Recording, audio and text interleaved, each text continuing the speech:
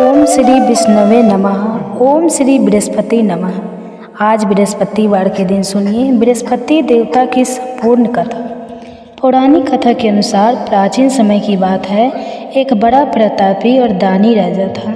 वह प्रत्येक गुरुवार को व्रत रखता और पूजा किया करता था। यह बात उसकी रानी को अच्छी नहीं लगती थी। ना वह व्रत करती और ना ही किसी को एक भी पैसा दान में देती, और राजा को भी ऐसा करने से मना किया करती। एक समय की बात है कि राजा शिकार खेलने वन को चले गए। घर पर रानी और दासी अकेली थी।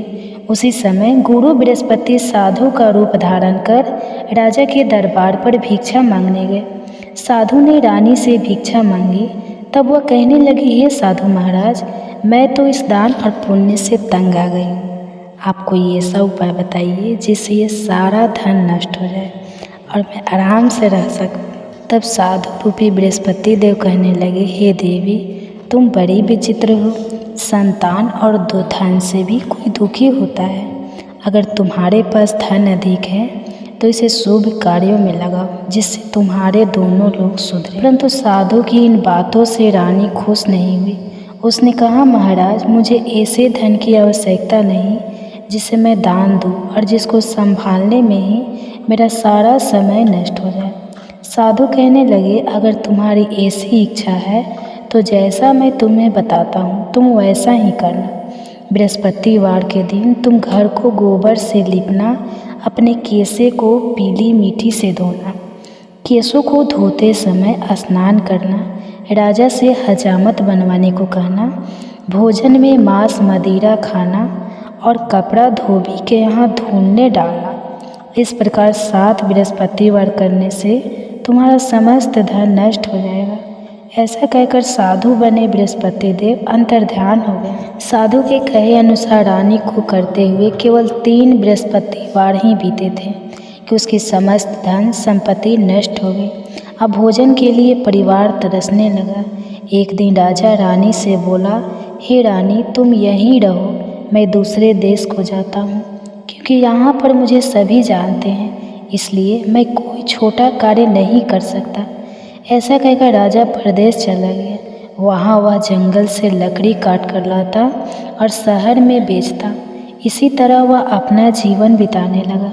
इधर राजा के बिना रानी और दासी दुखी रहने लगी। एक समय जब रानी और दासी को 7 दिन बिना भोजन के रहना पड़ा, तब रानी ने अपनी दासी से कहा, हे दासी, पासी के नगर में मेरी बहन रहती है।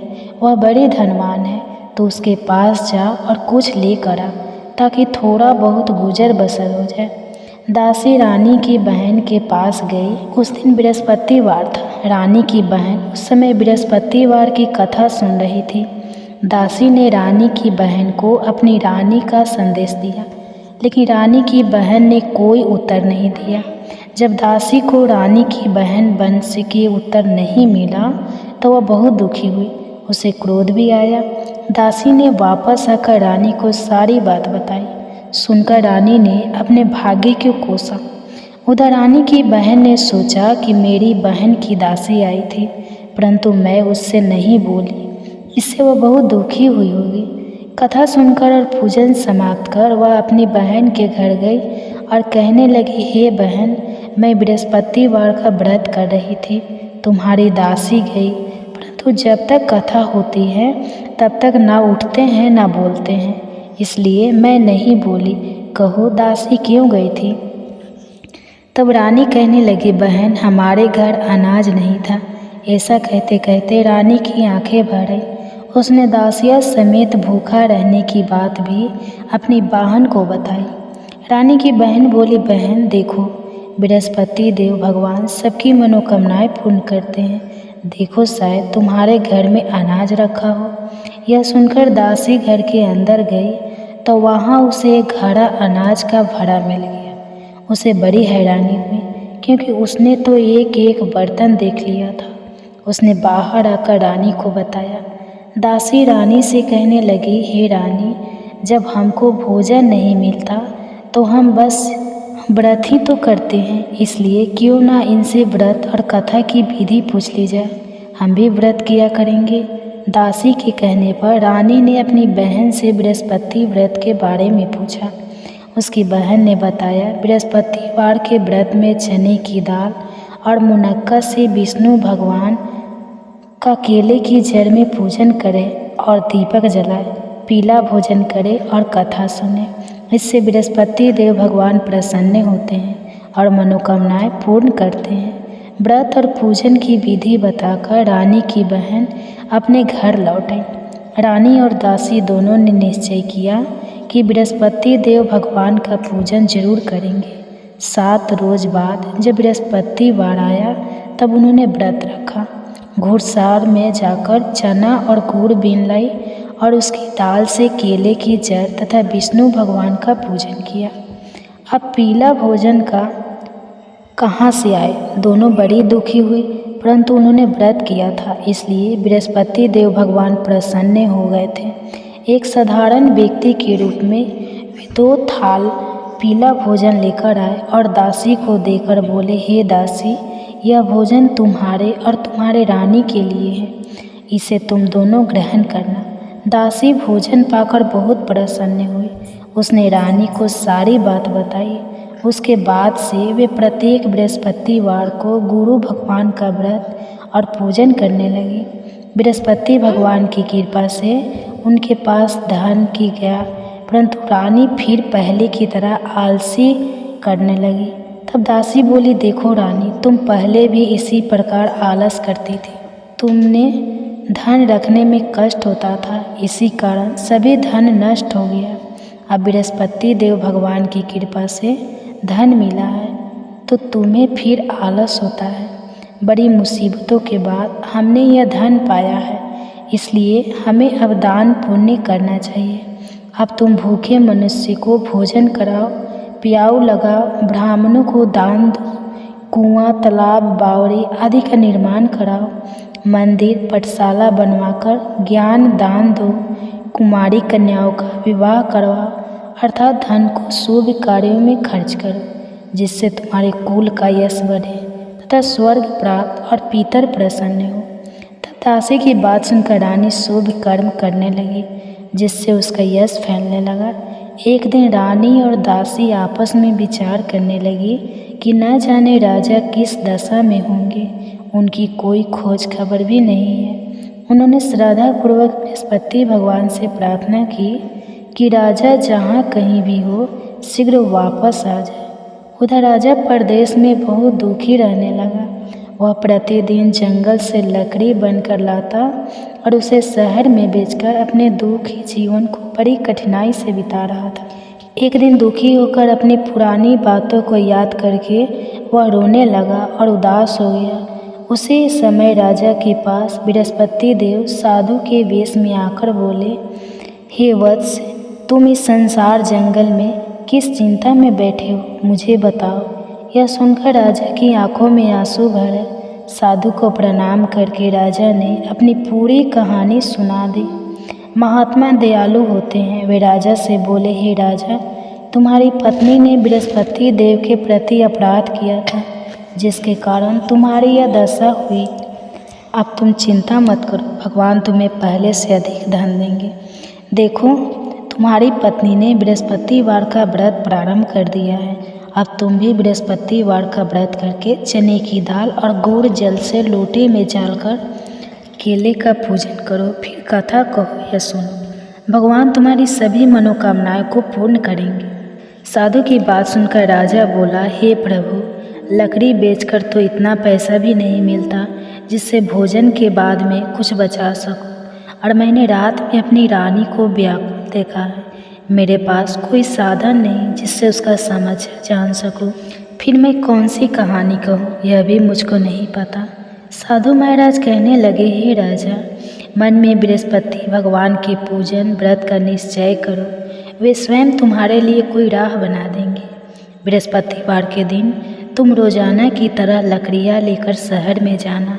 तुम्हें रोज से 2 गुना धन मिलेगा, जिससे तुम भली भांति भोजन कर लोगे और बृहस्पति देव की पूजा का सामान भी आ जाएगा। जो तुमने बृहस्पतिवार की कहानी के बारे में पूछा है वह इस प्रकार है। प्राचीन काल में एक बहुत ही निर्धन ब्राह्मण था।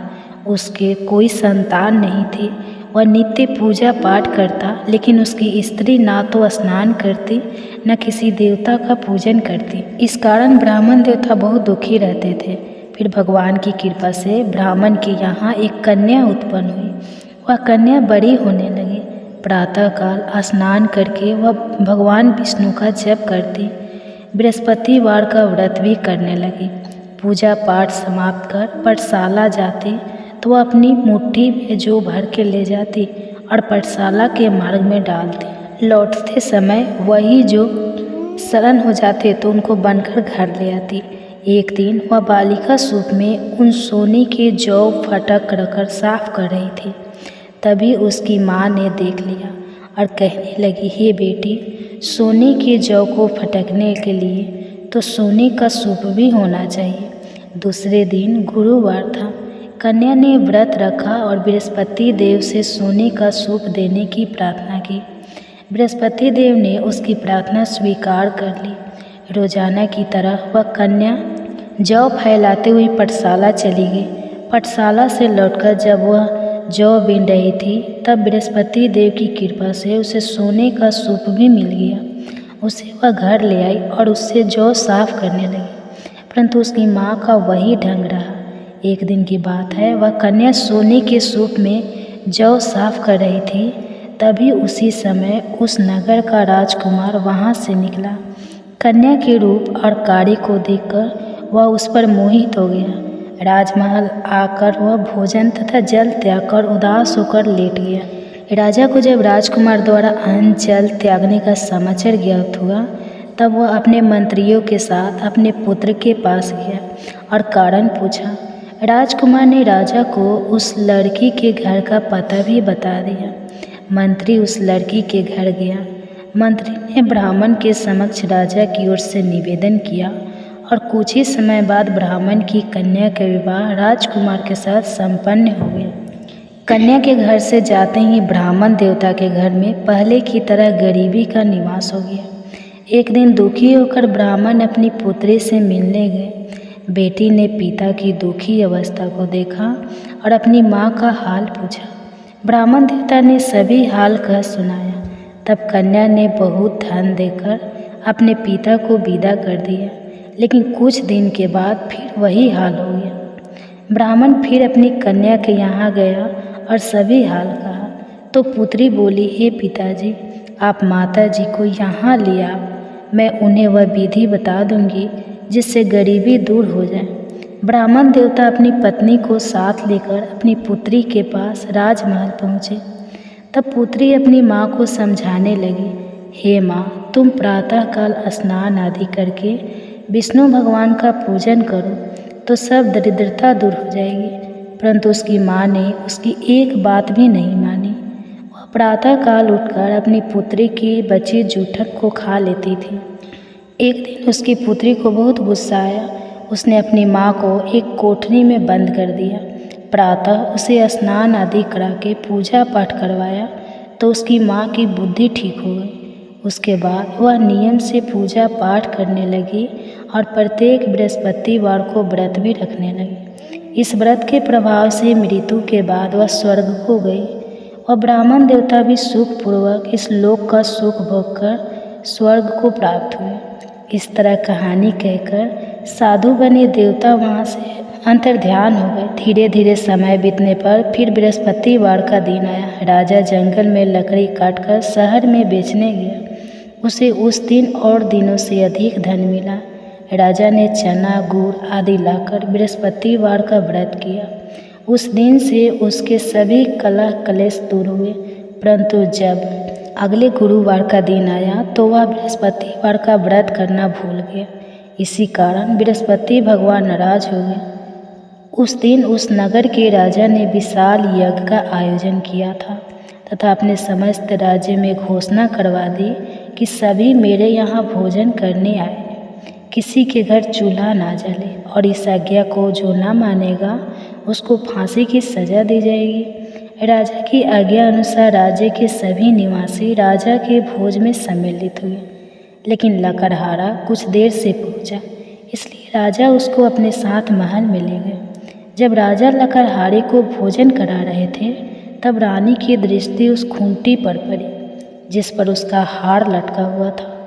उसे हार खूंटी पर लटका दिखाई नहीं दिया। रानी को निश्चय हो गया कि मेरा हार इसी लकड़हारे ने चुरा लिया है। उसी समय सैनिकों को बुलाकर उसको जेल में डलवा दिया। अब लकड़हारा जेल में विचार करने लगा कि न जाने कौन से पूर्व जन्म के कर्म से मुझे यह दुख प्राप्त हुआ है, और जंगल में मिले साधु को याद करने लगा। तत्काल बृहस्पति देव साधु के रूप में प्रकट हो गए और कहने लगे, अरे मूर्ख, तूने बृहस्पति देवता की कथा नहीं की, उसी कारण तुझे यह दुख प्राप्त हुआ है। अब चिंता मत कर, बृहस्पतिवार के दिन जेल खाने के दरवाजे पर तुझे 4 पैसे पड़े मिलेंगे। उनसे तू बृहस्पतिवार की पूजा करना तो तेरे सभी कष्ट दूर हो जाएंगे। अगले बृहस्पतिवार उसे जेल के द्वार पर 4 पैसे मिले। राजा ने पूजा का सामान मंगवाकर कथा कही और प्रसाद बांटा। उसी रात में बृहस्पति देव ने उस नगर के राजा को स्वप्न में कहा, हे राजा, तूने जिसे जेल में बंद किया है उसे कल छोड़ देना, वह निर्दोष है।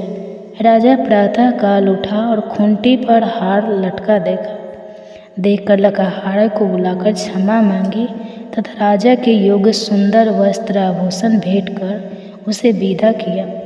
गुरुदेव की आज्ञा के अनुसार राजा अब अपने नगर को चल दिया। राजा जब नगर के निकट पहुंचा तो उसे बड़ी ही आश्चर्य हुआ। नगर में पहले से अधिक बाग, तालाब और कुएं तथा बहुत सी धर्मशालाएं, मंदिर आदि बने हुए थे। राजा ने पूछा, यह किसका बाग और धर्मशाला है? तब नगर के सभी लोग कहने लगे, यह सब रानी और दासी द्वारा बनवाए गए हैं। राजा को आश्चर्य हुआ और गुस्सा भी आया कि उसकी अनुपस्थिति में रानी के पास धन कहाँ से आया। उधर जब रानी ने यह खबर सुनी कि राजा आ रहे हैं तो उसने अपने दासी से कहा, हे दासी, देख राजा हमको कितनी बुरी हालत में छोड़ गए थे, वह हमारी ऐसी हालत देखकर लौट न जाए, इसलिए तू दरवाजे पर खड़ी हो जा। रानी की आज्ञा अनुसार दासी दरवाजे पर खड़ी हो गई और जब राजा आए तो उन्हें अपने साथ महल में ले आई। तब राजा ने क्रोध करके अपनी तलवार निकाली और पूछने लगा, बता, यह धन तुम्हें कैसे प्राप्त हुआ? तब रानी ने सारी कथा कह सुनाई। राजा ने निश्चय किया कि मैं रोजाना दिन में 3 बार कहानी कहा करूँगा और रोज ही व्रत किया करूँगा। अब हर समय राजा के दुपट्टे में चने की दाल बंधी रहती तथा दिन में 3 बार कथा कहता। एक रोज राजा ने विचार किया कि चलो अपनी बहन के यहाँ हो आए।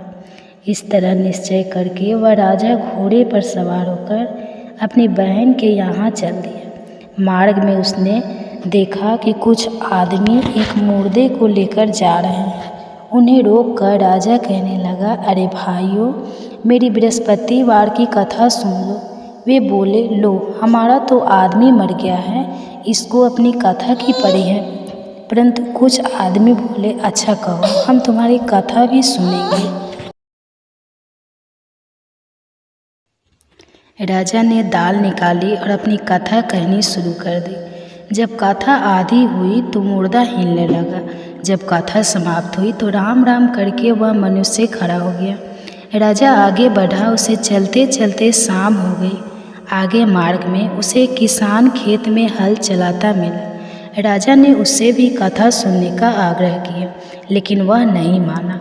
राजा आगे चल पड़ा। राजा के हटते ही बैल पछाड़ खाकर गिर गए और किसान के पेट में बहुत जोर से दर्द होने लगा। उसी समय किसान की माँ रोटी लेकर आई। उसने जब देखा तो अपने पुत्र से सब हाल पूछा। बेटे ने सभी हाल बता दिया। बुढ़िया दौड़ी दौड़ी उस घर सवार के पास पहुंची और उससे बोली, मैं तेरी कथा सुनूंगी, तू अपनी कथा मेरे खेत पर ही चलकर कहना। तब राजा ने लौटकर बुढ़िया के खेत पर जाकर कथा कही, जिससे सूते ही बैल खड़े हो गए तथा किसान के पेट का दर्द भी बंद हो गया। अब राजा अपनी बहन के घर पहुंच गया। बहन ने भाई की खूब मेहमानी की। दूसरे रोज प्रातःकाल राजा जगा तो वह देखने लगा कि सब लोग भोजन कर रहे हैं। राजा ने अपनी बहन से पूछा कि ऐसा कोई मनुष्य है जिसने भोजन ना किया हो, जो मेरी बृहस्पतिवार की कथा सुन ले। तब बहन बोली, हे भैया, यह देश ऐसा ही है। यहाँ लोग पहले भोजन करते हैं, बाद में कोई अन्य काम करते हैं। फिर वह एक कुम्हार के घर गई जिसका लड़का बीमार था। उसे मालूम हुआ कि उसके यहाँ 3 दिन से किसी ने भोजन नहीं किया है। रानी ने अपने भाई की कथा सुनने के लिए कुम्हार से कहा। तब वह तैयार हो गया। राजा ने जाकर बृहस्पतिवार की कथा कही, जिसको सुनकर उसका लड़का ठीक हो गया। अब तो राजा की प्रशंसा होने लगी। एक दिन राजा ने अपनी बहन से कहा, बहन, अब मैं अपने घर जाऊंगा, तुम भी तैयार हो जाओ। राजा की बहन ने अपनी सास से अपने भाई के साथ जाने की आज्ञा मांगी। सास बोली, हाँ चली जा, मगर अपने लड़के को मत लेकर जाना, क्योंकि तेरे भाई की कोई संतान नहीं होती है। बहन ने अपने भाई से कहा, हे भैया, मैं तो चलूँगी, मगर कोई बालक नहीं जाएगा। तब राजा कहने लगा कि जब बालक ही नहीं जाएंगे तब तुम भी चलकर क्या करोगी। और अपनी बहन को भी छोड़कर दुखी मन से राजा अपने नगर को लौट आया। राजा ने अपनी रानी से सारी कथा बताई और बिना भोजन किए वह सैया पर लेट गया। रानी बोली, हे प्रभु, बृहस्पति देव ने हमें सब कुछ दिया है, वे हमें संतान भी अवश्य देंगे।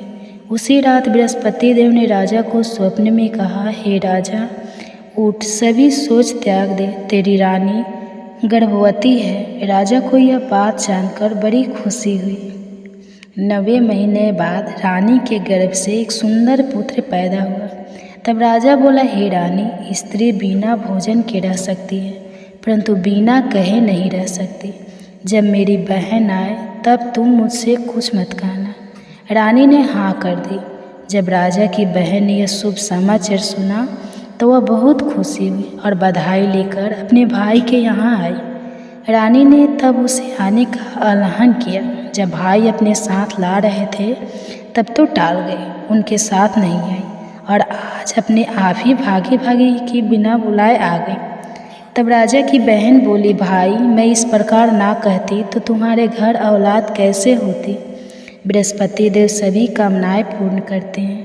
जो श्रद्धाभावना पूर्वक बृहस्पतिवार का व्रत करता है और कथा पढ़ता है अथवा सुनता है और दूसरे को सुनाता है, बृहस्पति देव उसकी सभी मनोकामनाएं पूर्ण करते हैं, उसकी सदैव रक्षा करते हैं। जो संसार में सद्भावना से गुरुदेव का पूजन और उस व्रत सच्चे हृदय से करते हैं, उनकी सभी कामनाएं वैसे ही पूर्ण हो जाती हैं जैसे सच्ची भावना से रानी और राजा ने बृहस्पति देव की कथा का गुणगान किया तो उनकी सभी इच्छाएं बृहस्पति देव जी ने पूर्ण की। अनजाने में भी बृहस्पति देव की अपेक्षा ना करें, ऐसा करने से सुख शांति नष्ट हो जाती है। और कथा सुनने के बाद सभी को प्रसाद ग्रहण करके जाना चाहिए। हृदय से बृहस्पति देव का मन्नत करते हुए जयकारा बोलना चाहिए। तो प्रेम से बोलिए, बृहस्पति देवता की जय।